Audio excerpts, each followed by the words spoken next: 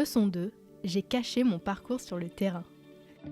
Après un master à Dauphine en audit et contrôle de gestion et un passage express chez Accenture, Florent entame sa première vraie expérience professionnelle chez L'Oréal.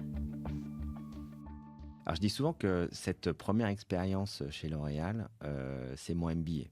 C'est probablement l'endroit où j'ai le plus appris.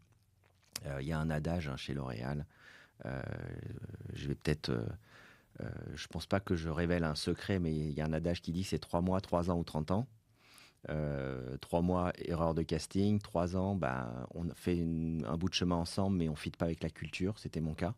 Et 30 ans, parce qu'en fait, quand on est bien chez L'Oréal et que les choses se passent bien, il n'y a aucune raison de partir. Parce que c'est quand même une boîte assez phénoménale. Et moi, j'ai beaucoup, beaucoup appris, puisque justement, j'étais sur un poste qui, sur le papier, était quand même plutôt surdimensionné. Il cherchait quelqu'un avec 5 ans d'expérience. Moi, j'en avais 0, à part mon stage de fin d'études de 6 mois. Euh, et en fait, j'étais le bras droit de la DAF et je consolidais 6 ou 7 pays, euh, dont des pays en Asie, avec des problématiques de taux de change, avec des problématiques. Donc, c'était vraiment un incubateur de toutes les problématiques finance, controlling, gestion on va dire, internationale. Qui était incroyable. Et en plus, avec un niveau d'exigence, on sait que L'Oréal, c'est une très très belle école, et c'est aussi pour ça que j'avais voulu faire mon stage de fin d'études chez L'Oréal. Ça a été une école incroyable.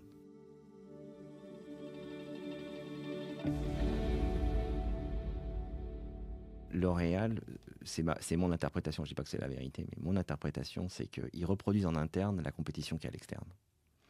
Et c'est comme ça qu'ils sont capables d'être ultra compétitifs et ultra performants.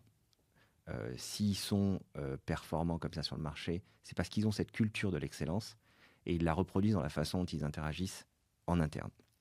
C'est aussi là-dessus que moi, je ne me suis pas senti nécessairement à ma place ou fit avec la culture, et c'est ce qui m'a fait partir. Mais avant de prendre la décision de partir en toute sérénité, il y a eu deux, trois moments où et là, c'était plus des éléments, on va dire, personnels, avec un manager qui était un peu, on va dire, avec un caractère spécial. Effectivement, j'ai posé 2 fois ma démission, et 2 fois, elle m'a dit non, je refuse. Ah, bon, d'accord. Bon, j'ai réfléchi. En fait, on prend du recul. À l'époque, j'ai 25, 26 ans. Et on prend un peu de recul et on se pose des questions. Je prenais les choses beaucoup personnellement. C'est-à-dire que quand on me faisait une remarque, j'avais le sentiment que c'était une remise en cause personnelle.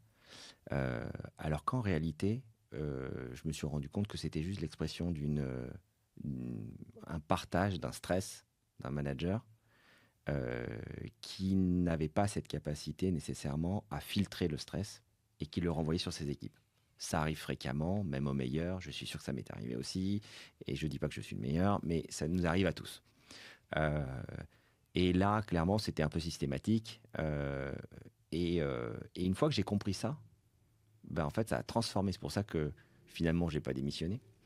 Une fois que j'ai compris ça, en fait, je suis devenu en fait une pièce maîtresse de l'écosystème finance, parce que les DAF m'appelaient en amont. On se mettait d'accord sur la stratégie de communication vis-à-vis de la DAF. Et du coup, ça passait crème. Parce que du coup, j'avais compris comment elle fonctionnait. J'arrivais à la gérer. Et du coup, les DAF qui se faisaient initialement exploser par la DAF, du coup, m'appelaient en off en disant voilà, j'ai ci, j'ai ça, j'aurais besoin de passer machin. Et on se mettait d'accord sur la stratégie de com. Et du coup, ça passait vachement mieux. Et moi, ça m'avait mis dans une position, malgré le fait que j'étais un tout junior sur le papier, ça m'avait crédibilisé, on va dire, dans une relation vis-à-vis de la direction. Et j'étais devenu une pièce maîtresse, en fait, de l'écosystème finance, sans forcément le vouloir ou le prévoir à la base. Mais la compréhension que j'ai eue de l'interaction avec ce manager et la prise de recul par rapport à ce qui était de mon fait et ce qui était de son fait m'avait permis d'aller un cran plus loin et de gagner des galons finalement aux yeux des autres DAF qui étaient hyper expérimentés, hein. Enfin, ils avaient tous 40, 50 ans, ils avaient fait que de la finance toute leur vie, je veux dire, au Japon, en Allemagne, au UK, en France. Voilà.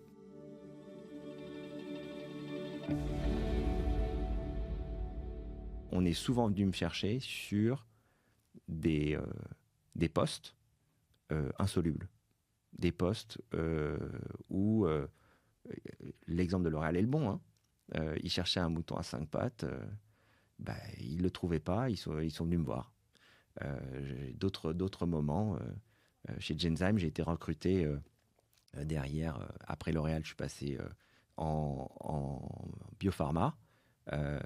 Et Genzyme, je suis arrivé en tant que business analyst, donc un poste un peu market research et finance. Et au départ sur la grosse BU. Et finalement, au bout de 3 mois, ils m'ont mis sur les 2 BU qui n'étaient pas rentables. Et parce que ils ont probablement décelé une envie, une volonté. Et moi, ça m'éclate en plus, hein. Plus c'est compliqué, plus c'est insoluble, plus ça m'éclate. Donc, parce que j'ai envie de montrer qu'il y a une solution derrière. Pour moi, il n'y a aucune raison que derrière, si on comprend bien le problème, il y a forcément une solution derrière. Je suis un peu cabot de temps en temps et j'ai envie d'avoir raison.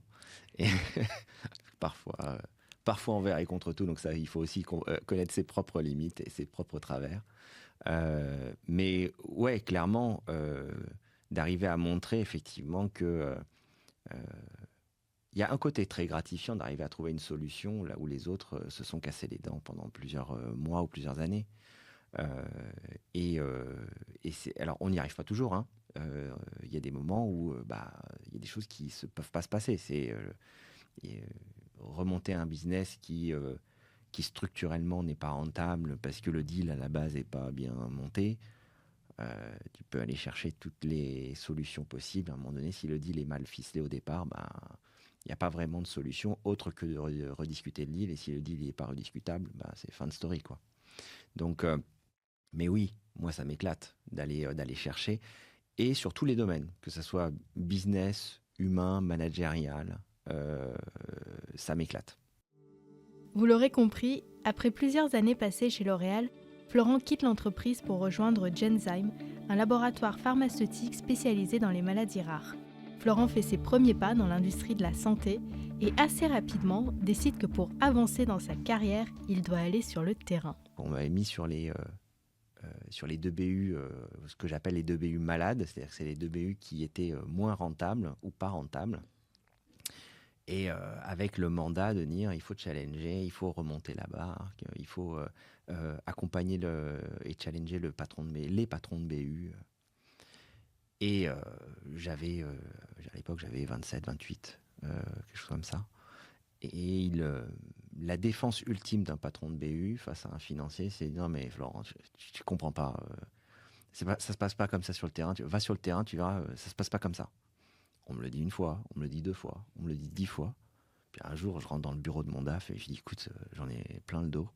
Il semblerait que je comprends pas et qu'il faut que j'aille sur le terrain.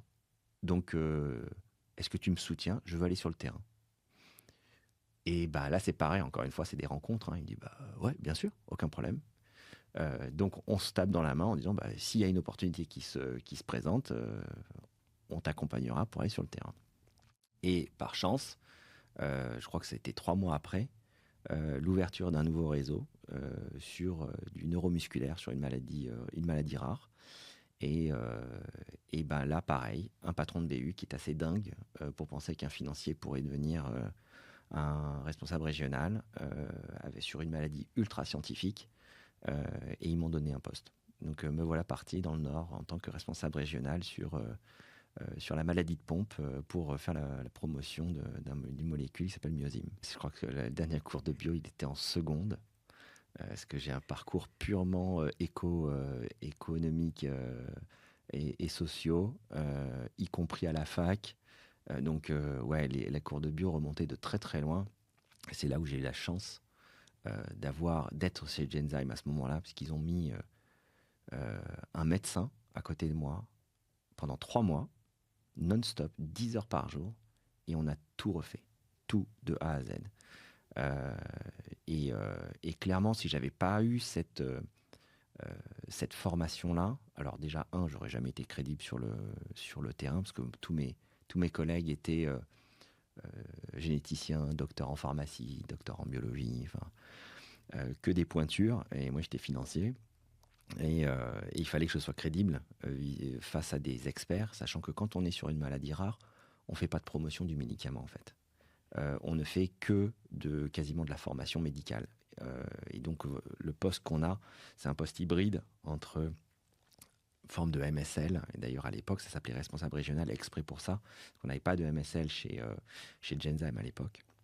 Et donc on jouait un rôle de formation médicale. Et donc, dans le diagnostic, ce qu'on appelle le diagnostic différentiel, il faut être non seulement très bon sur sa pathologie à soi, mais surtout sur tout ce qui peut graviter autour et qui pourrait faire penser que c'est une autre maladie. Le neuromusculaire, en plus, était une discipline qui était en train de se structurer et donc qui nécessitait une connaissance périphérique hyper large avec des répercussions systémiques. Donc c'était assez challenging. J'ai caché sur le terrain à mes experts mon parcours. Je ne l'ai révélé qu'à la sortie. Et ça, c'était ma petite fierté. C'était que le plus gros KOL de mon secteur, quand je lui ai dit que j'étais un financier de base, il m'a dit je n'aurais jamais décelé ça. Et donc, c'était la belle sortie pour moi, en me disant, ça y est, j'ai réussi à être crédible, malgré mon handicap d'avoir arrêté la biologie en seconde. Bah, finalement, j'ai été crédible face à ces experts, donc j'ai fait le taf.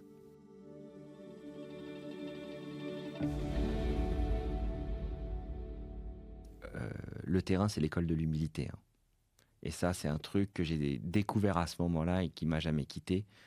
Quand j'ai été ensuite directeur des ventes, quand j'ai été au marketing, je le dis toujours, hein, si on fait de la merde au marketing ou les ventes, c'est le terrain qui va prendre les claques. Et c'est clair que c'est là où si on travaille pas bien au siège, c'est toujours le terrain qui trinque.